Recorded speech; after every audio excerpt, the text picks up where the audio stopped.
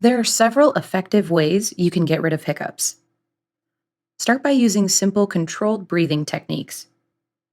Inhale slowly, counting silently to 5. Then exhale for a count of 5. Repeat these slow breaths several times. Another effective breathing technique is simply holding your breath. Inhale until your lungs are full, then hold for 10 to 20 seconds, and exhale slowly. Breathing into a paper bag can also help stop hiccups. Slowly inhale and exhale into the bag to make it inflate and deflate.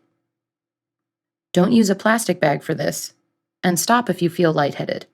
If controlled breathing doesn't cure your hiccups, you can try to stop your hiccups by eating or drinking. Drinking from the far side of a water glass works for many people. Bend over and drink from the opposite side of the glass. This will simulate drinking upside down, and the combination of swallowing and pressure on your diaphragm from bending over may stop your hiccups. You can also try holding your breath while drinking ice-cold water through a straw.